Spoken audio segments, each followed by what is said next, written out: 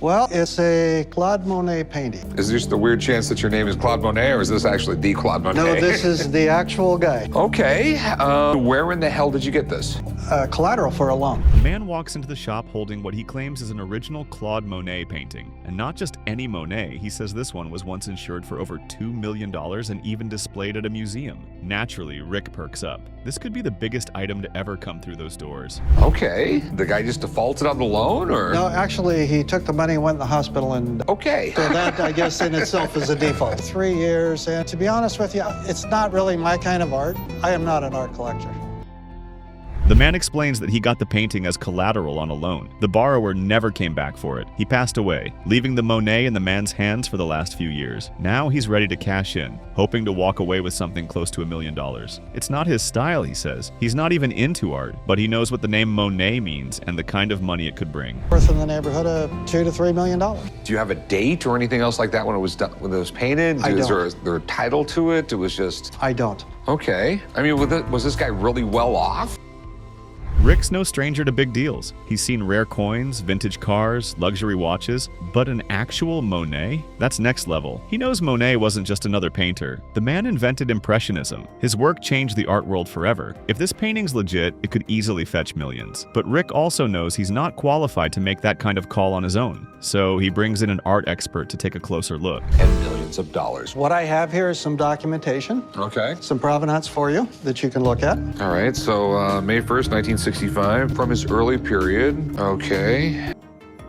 When the expert arrives, even he's caught off guard. A Monet showing up in a Vegas pawn shop? That's rare. He starts examining the piece, walking through everything that makes Monet's work so recognizable. The brushstrokes, the lighting, the colors, the texture. He points out that Monet worked fast outdoors, chasing light and capturing the moment. That's where the magic came from. But this painting? It's missing some of that magic. 70s, when he was fascinated with a lot of rural France, and he was trying to capture the pristine, untouched beauty of some of those types of areas. It's indicative of Monet's brushstrokes. Impressionists were all about. There's not much texture, and the colors feel a little dull. Still, it looks like something Monet might have done in the 1870s, and it lines up stylistically with some of his known work. But there are just enough red flags to make the expert hesitate. He doesn't want to rule it out completely, but he's not confident enough to give it the green light either. This isn't a situation where guesswork will cut it, so he calls in a second opinion. He said, if it's authentic, this could be a $5 million piece. But on the same token, you have to be really careful. I'd like to get a second opinion, because again, when you start talking about these types of upper echelon pieces, the more opinions you can get, the better. That's when Gerard shows up. Gerard is not just any art guy. He's a specialist who deals with masterpieces, someone who can spot a fake from a mile away. He takes one look and gets right to work. His method is different. He doesn't focus on the name or the story. He looks at the canvas, the brushwork, the surface, and the paint. He checks for age, depth, and signs of wear that should be there if this painting is really from the 1800s. Through just to verify authenticity and things like that, I trust his opinion implicitly, so. Okay. I'm a fine art expert specialized in authentication of important masters. Before to look at the name, you look at the technique. But something's off. There are no cracks in the paint. Not one. For something that's supposed to be 150 years old, that's not just odd, it's impossible. The signature is flawless. Too flawless. The surface is flat. There's no shadow, no texture, no variation. Even the back of the canvas looks too clean. There's none of the typical bleed-through you'd expect from an old oil painting. It looks like a Monet, but it doesn't act like one. May I? Sure. No problem? Sure. Okay, ask him. What I'm looking at is at the texture, the canvas, you will have all the oil sweating through the canvas. Here you don't see that. So is it real?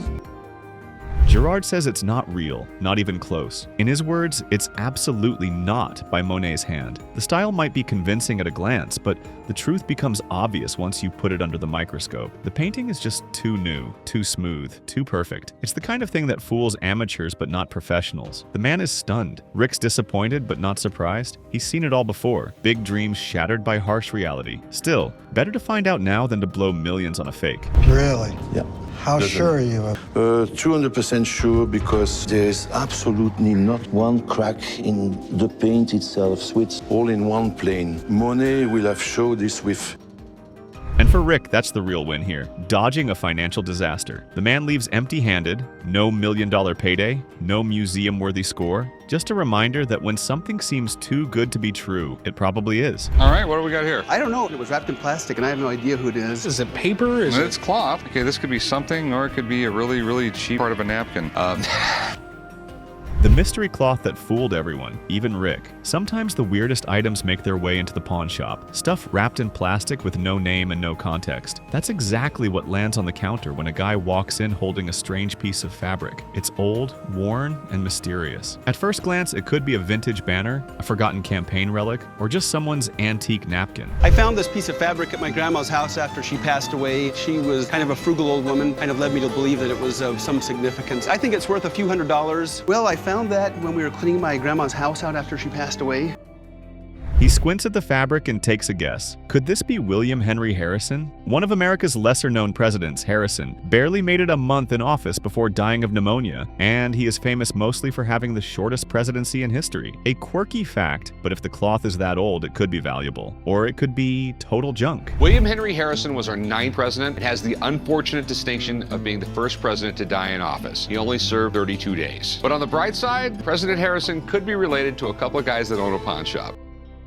Rick and Corey give it a once-over and notice something odd. There's a face on it, an older man surrounded by an American eagle and laurel leaves. It's just enough to stir curiosity. The seller says he found it cleaning out his grandmother's house after she passed away. She was known to hold on to things, so maybe this was worth something. Maybe not, but something about it nags at Rick. Either way, it's weird enough to bring in an expert. I don't know why President Harrison is on a piece of cloth, but the mystery of it has me interested. It could be nothing, but it could be really valuable. I got a buddy, and this is the kind of stuff he deals with. Anything old presidents he knows about. I'd like to.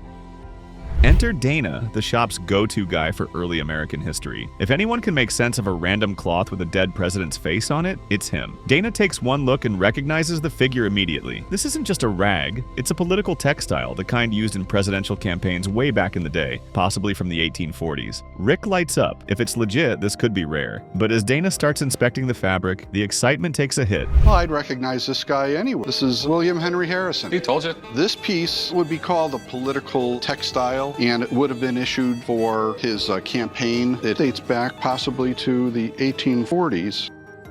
The colors are too bright. The aging doesn't quite match up. The threads look too clean. Dana hesitates. It might be a reproduction. Then again, it might not. He admits there's a chance someone tucked this away for 180 years, untouched. The value? It could go for $300 to $500 if it's real. If it's fake, $10. On a good day, no promises yet, so Rick makes a gut call. Fabric away since 1840. It does have all the character. I could get back to you and let you know what the final determination is on this. This piece would be worth $300 to $500 or so as an estimate range.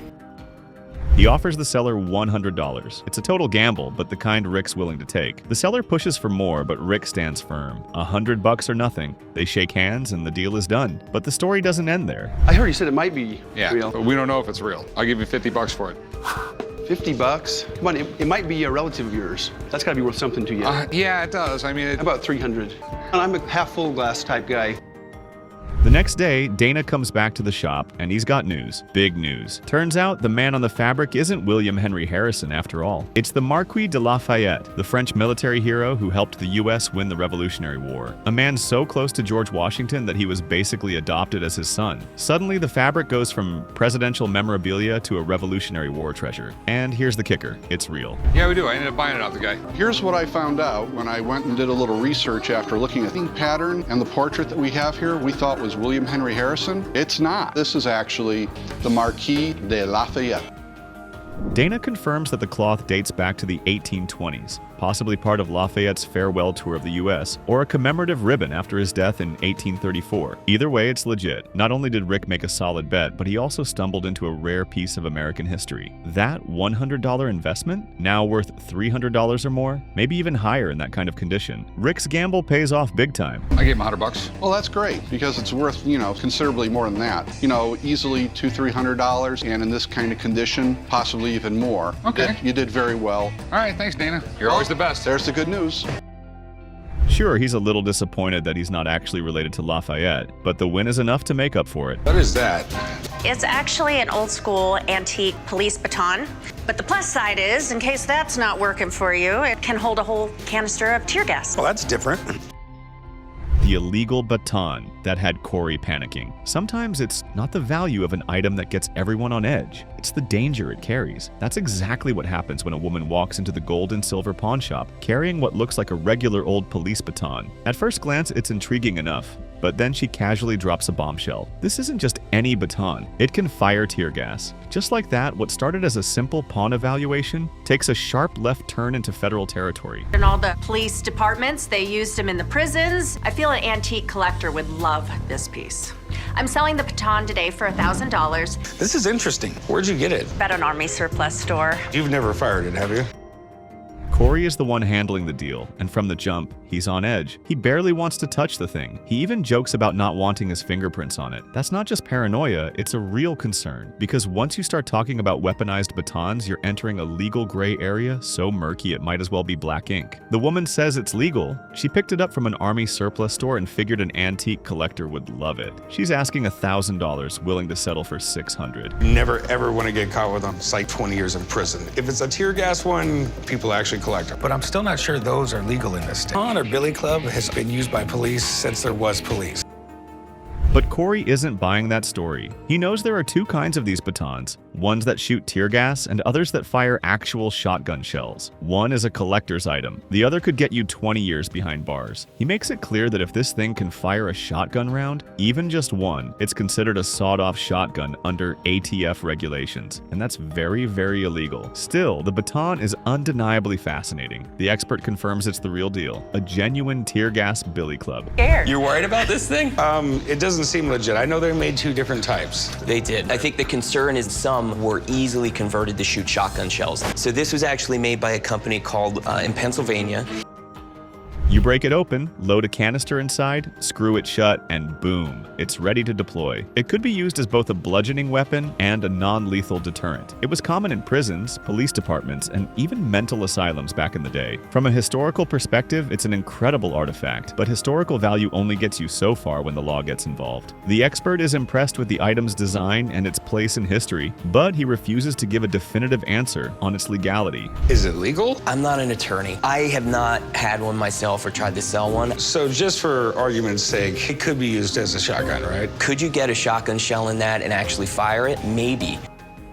He's not a lawyer. He's not willing to say it's safe to sell or own. And Corey, he's done. There's no price tag worth risking federal prison. He says it straight. If there's even a chance this thing can be converted to fire shotgun shells, it's not staying in the shop. No amount of historical charm is worth the legal nightmare that could follow. One round. That's all it takes to be labeled a criminal in the eyes of the ATF. The woman's disappointed, but she takes it well. I appreciate you coming down. You're welcome. Thank you very much. I'm really sorry. Wait, fingerprints off this? Yeah, get mine off too, man. Yeah, unfortunately, it's too gray. She promises to get it checked out by the police. If it turns out to be clean, maybe she'll bring it back. But Corey isn't holding his breath. As she leaves, everyone in the shop is visibly relieved. Corey even jokes about wiping the fingerprints off. No one wants to be tied to that thing, not even by accident. Sometimes fakes and forged signatures do not always cause the most drama. It's the real stuff that's too real. Oh, pretty good. I have a bronze statue. Do you know much about it? I don't know what to tell you about that. This is a statue called Pegasus, and this is Perseus, was the mythological figure that killed Medusa. Okay, and the helmet he's wearing right here made the Pegasus statue that nearly broke Rick's patience. Not everything that glitters in Pawn Stars turns out to be gold, and sometimes it takes more than an expert eye to spot the truth. That was exactly the case when a man strolled into the shop one afternoon carrying a bronze statue of Pegasus and Perseus. It looked majestic, with its sweeping wings and proud stance, and the seller made it clear he wasn't here to play games. He had a number in mind, something in the ballpark of $6,000, and he wasn't budging. Pawn shop today to sell a limited edition 1888 bronze statue by Louis Picard. I want to sell my statue for about $6,000, but you know, if I can take $55. Rick's curiosity was piqued. The statue was heavy and well crafted, and the seller claimed it was made in 1888 by the French sculptor Émile Picot, a name that rang some bells. Rick knew this piece could fetch a hefty price if it were real. Picot's mythological works are highly collectible, and this one, in particular, was supposed to be one of his most iconic pieces. But Rick also knew better than to trust a story without checking the details. In the pawn business, believing without verifying can cost thousands. Rick, it's a quality piece. I don't know the sculptor. Picard was an artist in around 1915. He did a lot of mythological stuff, and this was his most famous. Genuine Picard, we're talking thousands of dollars. So he got to work. At first glance, everything seemed solid. The patina looked aged just right, and the piece had the right dramatic flair. But then Rick noticed something odd. There were tiny imperfections, some pitting on the metal, and a hairline crack near the base. To someone else, it might look like wear and tear from a century of existence. But Rick knew better. That kind of crack? It comes from a flawed casting process, not age. And that's when his gut kicked in. There's some pitting right here. And that crack right there is from when they casted it. It didn't happen. The casting will all be right. I don't know how to respond. I believe this was recast long after Picard died.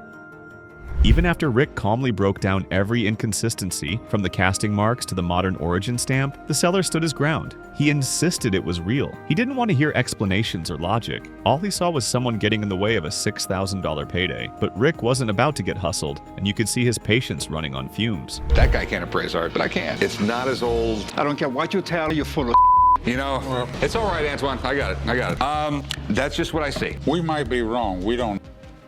Rick stood there, frustration simmering just under the surface. The seller doubled down, accusing Rick of not knowing what he was talking about. With one final glance at the statue, Rick shut it down. The old man thanked the seller for coming in, but it was a hard no. There was no offer, no room for negotiation. He walked out, clearly annoyed, brushing it off like Rick's loss. But Rick knew better. In this line of work, walking away from a potential profit is better than stepping into a guaranteed disaster. Hey, I was wondering if you want to take a look at my Abraham Lincoln etching. That's not an etching, that's a print. Okay, my Abraham Lincoln print. Okay. I thought Abe was bald. Why would you think that Abe Lincoln was bald? He always wears that top hat. Some items that walk into the pawn shop are just strange. The customer comes in holding what he believes is a rare Abraham Lincoln etching. It's old-looking, framed, and has the name A. Lincoln scrawled at the bottom. For a split second, it seems like it might be something special. But Rick doesn't need more than a glance to see the red flags flapping in the wind. The reason I want to sell it today is I've had it for so long and not really done anything with it. I don't really know how much it's worth, but with it being Abraham Lincoln, that would be pretty exciting. So you have a print here Yes. of Abraham Lincoln that's autographed bottom, A. Lincoln. First of all, it's not an etching, it's a print. That's already one downgrade. But what really sets off the alarms is the signature. It's clean, a little too clean, and the ink? Still black, even though it's supposedly from the 1800s. Rick knows his history, and back then, ink made from iron filings would turn rusty orange over time. But this thing looks like it was signed yesterday. You got something really interesting here. In 1865, they still used lamp black, iron filings. It was a weird combination for ink, okay? After 70, 80 years, those iron filings, all the letters are no longer black, they're orange.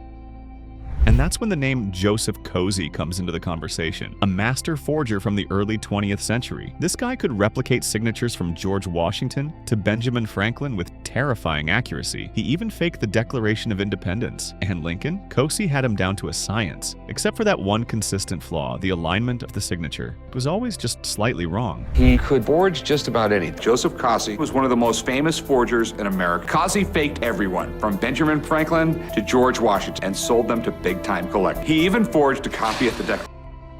Rick's tone hardens. This isn't a Cozy original, it's worse. It's a copy of a Cozy forgery, and not even a good one. In fact, Rick recognized it right away because someone else had brought the exact same piece years ago and had it tested. That's how deep this mess goes. It's not an original. It's not even a forgery. It's a print of a forgery that someone copied from a forgery that was already fake. That's 3 layers of worthless. By Cozy are worth a little bit of money. Really? Because it was by a famous forger. But what you have here is a copy of a forgery. And I know that because one of my guys actually bought one of these a few. Rick tells the guy straight up that the piece isn't worth a single dollar. It doesn't even have the ironic value of a real Cozy fake. It's the equivalent of trying to sell Monopoly money at a bank. The customer walks out with nothing but a frame and a story. An ivory tusk. Okay. At the pawn shop with my ivory tusk that is beautifully hand carved. I would hope that I could get somewhere between $1,000 and $1,500 for it. And what do you want to do with it? The ivory illusion that made Rick snap. Some pawnshop moments unravel slowly. Others crash like a wave. This one? It explodes the second the item hits the counter. A woman walks in with what looks like a stunning hand-carved ivory tusk. Elaborate detailing, polished finish, the kind of piece that screams money. She says he needs quick cash, just a short-term pawn, nothing more. $1,000 to $1,500, she says. Maybe just $100 for a few days. She doesn't care. She just needs something now. Rick gives it a glance, then a second, and that's all it takes. At the pawn shop with my ivory tusk that is beautifully and $1,500 for it. And what do you want to do with it? I want to pawn it for 7 to 10 days between now and 4 o'clock. He doesn't need an expert or a microscope. He's seen this exact thing too many times before. To the untrained eye, it's impressive, but to Rick, it's practically screaming fake. The weight is wrong, the texture is off. And when he looks closely at the seams, the truth becomes painfully obvious. This isn't ivory, it's bone. Pieced together bone, glued and carved for the tourist market. Decorative? Sure. Valuable? Not even close. It only took like 2 seconds to tell this wasn't ivory. I've seen this hundreds of times before. They were in Asia, they went to a market, they were told they were ivory, they spent a lot of money on them. I was told it was ivory. The customer's face sinks. She swears it's real, says she bought it overseas in Taipei and spent a lot on it. She can't believe what she's hearing, but Rick doesn't budge. He explains that flat-out ivory is dense, solid, and smooth. Bone is porous, light, and rough. This tusk is nothing more than a patchwork of bone segments shaped around a wood core. And the kicker? There's a visible crack running through the middle where you can literally see the wood inside. No debate, no doubt. It's a knockoff. Rick offers $100 tops. That's being generous. The woman disagrees, and that was the end. The woman leaves, frustrated and embarrassed. Years of believing she owned something precious shattered in seconds. And Rick? He's already moved on, shaking his head, tired of another fake story walking through the door.